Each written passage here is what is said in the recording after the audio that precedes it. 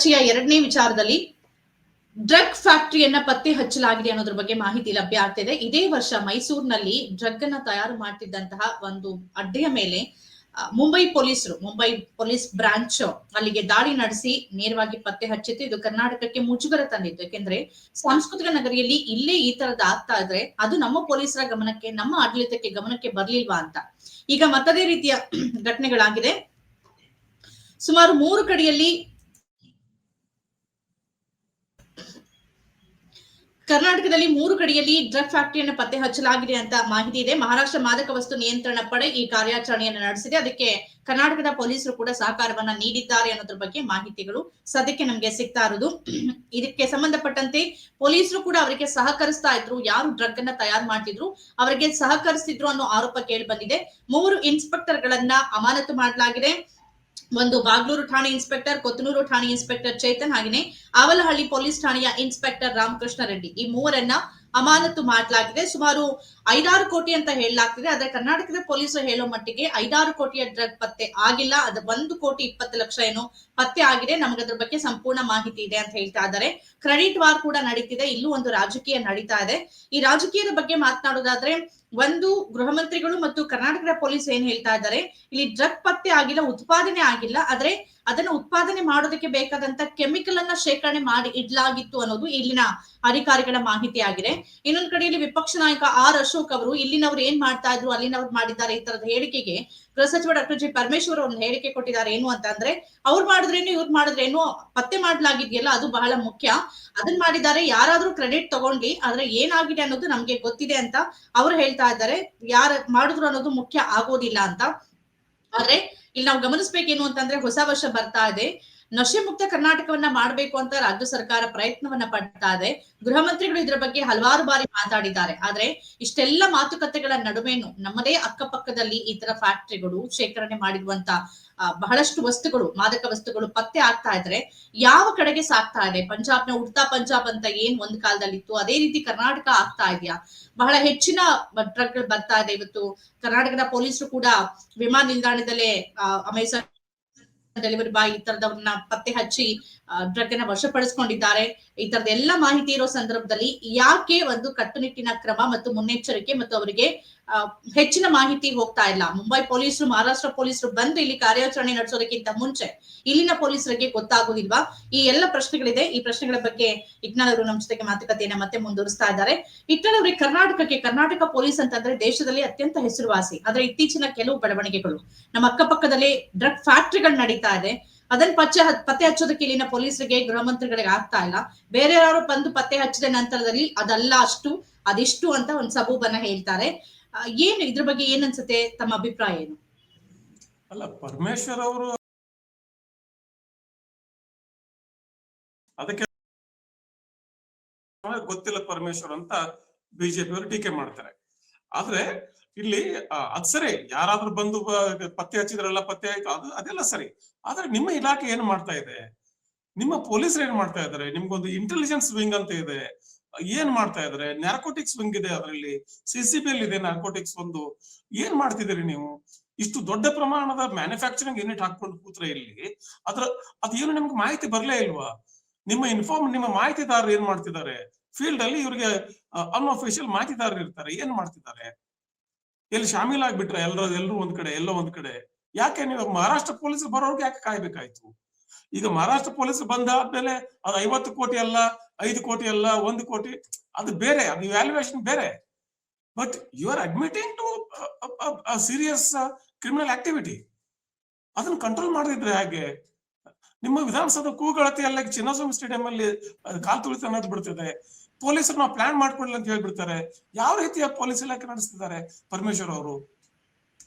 ಇದು ಪೊಲೀಸ್ ಇಲಾಖೆ ನಡೆಸೋ ರೀತಿನ ಇದು? ಆಮೇಲೆ ಈ ಒಂದು ನಶಾಮುಕ್ತ ಸರ್ಕಾರ, ನಶಾಮುಕ್ತ ಕರ್ನಾಟಕ ಏನೋ, ಅಥವಾ ನಶಾಮುಕ್ತ ಭಾರತ, ನಶಾಮುಕ್ತ ಜಗತ್ತು, ಅದು ಸ್ವಲ್ಪ ಕಷ್ಟ ಸಾಧ್ಯದ ವಿಚಾರ. ಯಾಕಂದ್ರೆ ಈ MDMA ಆಗ್ಲಿ ಅಥವಾ ಬೇರೆ ಬೇರೆ ಡ್ರಗ್ಸ್ ಗಳಾಗ್ಲಿ ಸುಮಾರು ಕಾಲದಿಂದ ಚಾಲ್ತಿಯಲ್ಲಿ ಇದಾವೆ. ಎಷ್ಟೇ ಆಕ್ಷನ್ ತಗೊಳ್ಳಿ, ಏನೇ ಮಾಡ್ಲಿ, ಗುಜರಾತ್ ಅಲ್ಲಿ 3,000 ಕ್ವಿಂಟಲ್ ಡ್ರಗ್ಸ್ ಸಿಗ್ತದೆ ಪೋರ್ಟ್ ಅಲ್ಲಿ, ಅದಾನಿ ಪೋರ್ಟ್ ಅಲ್ಲಿ. ಅದು ಏನಾಯ್ತು, ಎಲ್ಲಿಗೋಯ್ತು, ಯಾರದನ್ನ ತಗೊಂಡ್ರು ಒಂದು ಗೊತ್ತಿಲ್ಲ ನಮ್ಗೆ. But the point is, there is a market underground. ಒಂದು ಭೂಗತ ಮಾರ್ಕೆಟ್ ಇದೆ ಇದಕ್ಕೆ. ಆ ಮಾರ್ಕೆಟ್ ಅನ್ನ ಹೇಗೆ ಇವರು ಅಬಾಲಿಷ್ ಮಾಡಬೇಕು, ಅದನ್ನ ಹೇಗೆ ಡಿಮಾಲಿಷ್ ಮಾಡಬೇಕು, ಅಥವಾ ಅದನ್ನ ಹೇಗೆ ನಿರ್ನಾಮ ಮಾಡಬೇಕು, ಆ ತಂತ್ರಗಾರಿಕೆ ಇಲ್ಲ. ಯುನೈಟೆಡ್ ನೇಷನ್ ಅಲ್ಲಿ ಒಂದು ಅಂತಾರಾಷ್ಟ್ರೀಯ ಇದಕ್ಕೊಂದು ಅಂತಾರಾಷ್ಟ್ರೀಯ ಮಟ್ಟದಲ್ಲಿ ಒಂದು ಕಾನೂನು ಇದೆ. Every country has strict rules, ಆದ್ರೆ every country has drugs market. ಅಮೆರಿಕದ ಇಡೀ ಒಂದು ಎಕಾನಮಿನೇ ಅಲ್ಲಾಡಿಸ್ಬಿಟ್ಟ ಪಾಬ್ಲೋ ಎಸ್ಕೋಬಾರ್. ಅದಕ್ಕೋಸ್ಕರ ಅಮೆರಿಕ ಇದ್ರ ಮೇಲೆ, ಬೋಲಿಯಾ ಮೇಲೆ ಯುದ್ಧ ಸಾರೋ, ಹೆಚ್ಚು ಕಡಿಮೆ ಯುದ್ಧ ಸಾರೋ ಪರಿಸ್ಥಿತಿ ಬಂದಾಯ್ತು. ಆಮೇಲೆ ಅನೇಕ ದೇಶಗಳ ಮೇಲೆ ಆತರ ಆಕ್ಷನ್ ಆಗಿದೆ. ಆದ್ರೆ ಒಟ್ಟಾರೆ ಆಗಿ ಅಮೆರಿಕ ಆಗ್ಲಿ, ಯುರೋಪ್ ಆಗ್ಲಿ, ಭಾರತ ಆಗ್ಲಿ, it is a very very tricky subject. Shahrukh Khan ಮಗ ಅರೆಸ್ಟ್ ಆದ ವಿಚಾರದಲ್ಲಿ ಇದನ್ನು ಚರ್ಚೆ ಮಾಡಿದ್ವಿ ನಾವು. ಈ ಡ್ರಗ್ ಅನ್ನೋದು, ಈ ಡ್ರಗ್ಸ್ ಅನ್ನ ರೆಗ್ಯುಲೇಟ್ ಮಾಡ್ಬೇಕಾ, ಬ್ಯಾನ್ ಮಾಡ್ಬೇಕಾ, ಅಥವಾ ಇದನ್ನ ಒಂದು ರೀತಿ ಒಂದು ಕಂಟ್ರೋಲ್ಡ್ ಸಬ್ಸ್ಟೆನ್ಸ್ ಆಗಿ ನೋಡ್ಬೇಕಾ? It's a very very vast thing. ಯಾಕಂದ್ರೆ ನಮ್ಗೆ ಅದನ್ನ ಬ್ಯಾನ್ ಮಾಡಿದ್ರು ಕೂಡ ಕಂಟ್ರೋಲ್ ಮಾಡಕ್ ಆಗಿಲ್ಲ, ಯಾವ ದೇಶಕ್ಕೂ ಆಗಿಲ್ಲ. ಹೀಗಾಗಿ ಅದನ್ನ ನಾವು ಲೀಗಲೈಸ್ ಮಾಡಕ್ಕಾಗತ್ತಾ? ಮಾಡಬಾರ್ದು. ಮತ್ ಏನ್ ಮಾಡೋದು ಈಗ? ಅಲ್ಲ, ಏನಾಗಿದೆ, ಒಂದ್ ನಿಮಿಷ. ಓಕೆ, ಇದ್ರ ಬಗ್ಗೆ ಚರ್ಚೆ ಮಾಡಿದವರನ್ನೇ ಅಪರಾಧಿ ಸ್ಥಾನದಲ್ಲಿ ಈ ಹಿಂದೆ ಹಲವು ಬಾರಿ ನಿಲ್ಲಿಸ್ಬಿಟ್ಟಿದ್ದಾರೆ. ಒಂದು ಗಾಂಜಾ ಮತ್ತು ಈ ಡ್ರಗ್ ಎರಡನ್ನ ನಾವು ಬೇರೆ ಬೇರೆಯಾಗಿ ನೋಡಿದ್ರೆ, ಗಾಂಜಾ ಬೆಳೆಯೋದಕ್ಕೆ ಹಲವು ದೇಶಗಳು ಪರ್ಮಿಷನ್ ಕೊಟ್ಟಿದೆ. ಅದರಲ್ಲಿರುವ ಔಷಧೀಯ ಗುಣ ಇರ್ಬೋದು ಅಥವಾ ಬೇರೆ ಬೇರೆ ಕಾರಣಕ್ಕಾಗಿ. ಇಂಡಿಯಾದಲ್ಲೂ ಕೂಡ, ಭಾರತದಲ್ಲೂ ಕೂಡ ಔಷಧೀಯ ಕಾರಣಗಳಿಗೆ ಬೆಳಿಬಹುದು ಗಾಂಜಾವನ್ನು. ಗಾಂಜಾ ಇಲ್ಲಿ ಅನೇಕ ಔಷಧಿಗಳು ಇದೆ ಅದು. ಹಾ, ಅಲ್ಲ, ಅದಕ್ಕೂ ಬ್ಯಾನ್ ಇರೋದ್ರಿಂದ ಈಗ ನೀವು ಗಾಂಜಾವನ್ನು ಬೆಳೆಯೋ ಹಂಗಿಲ್ಲ. ಕೆಲವು ಇರ್ಬೋದು, ಅಂದ್ರೆ ಔಷಧೀಯ ಕಾರಣಕ್ಕಾಗಿ ಬೆಳಿಬಹುದು ಬಿಟ್ರೆ ಆ ತರದ್ದು ಬಳಕೆನೂ ಇಲ್ಲದೆ ಇರೋದ್ರಿಂದ ನಿಮಗೆ ಹೆಚ್ಚು ಡ್ರಗ್ ಇಲ್ಲಿಗೆ ಬರ್ತಾ ಇದೆ. ಮತ್ತು ಅದರಿಂದ ಇಡೀ ಯುವಜನತೆ, ನೀವು ಕರ್ನಾಟಕದಲ್ಲೇ ತಗೊಂಡ್ರೆ ಸುಸೈಡ್ ಇರ್ಬೋದು, ಕ್ರೈಮ್ ಇರ್ಬೋದು. ಈ ಕ್ರೈಮ್ ಮತ್ತು ಸುಸೈಡ್ ಹಿಂದೆ ಇರೋದೇ ಹೆಚ್ಚು ಇದರ ಪಾಲು, ಈ ಡ್ರಗ್ ನ ಪಾಲು. ಹಾಗಾಗಿ ನಾವು ಯಾವ ಕಡೆಗೆ ಸಾಕ್ತಿದೀವಿ. ಮತ್ತೆ ಇದು ಇಲಾಖೆ ಗೊತ್ತಿಲ್ವಾ ಅಂತಂದ್ರೆ ಖಂಡಿತ ಗೊತ್ತಿದೆ. ಈ 3 ಅಧಿಕಾರಿಗಳು ಸಸ್ಪೆಂಡ್ ಆಗಿದ್ದಾರೆ. ಇನ್ನೂ ಅನೇಕ ಹಿರಿಯ ಅಧಿಕಾರಿಗಳಿಗೆ ಇದು ಗೊತ್ತಿರತ್ತೆ. ಅವ್ರಿಗೆ ಏನ್ ಸೇರ್ಬೇಕು ಅವ್ರಿಗೆ ಸೇರ್ತಾ ಇರತ್ತೆ. ಹಾಗಾಗಿ ಅದ್ರ ಬಗ್ಗೆ ತಲೆ ಕೆಡಿಸ್ಕೊಂಡಿರೋದಿಲ್ಲ ಅಂತ ಅನ್ಸತ್ತೆ. ಇಷ್ಟು ದೊಡ್ಡ ಮಟ್ಟದ ಡ್ರಗ್ಸ್, ಎಸ್ಪೆಷಲಿ MDMA ಮತ್ತು MDMA two class of drugs, ಇವುಗಳು ನಮ್ಮ ಹೊಸ ವರ್ಷದ ಆಚರಣೆಯಲ್ಲಿ ಇಲ್ಲಿ ಬೆಂಗಳೂರಲ್ಲಿ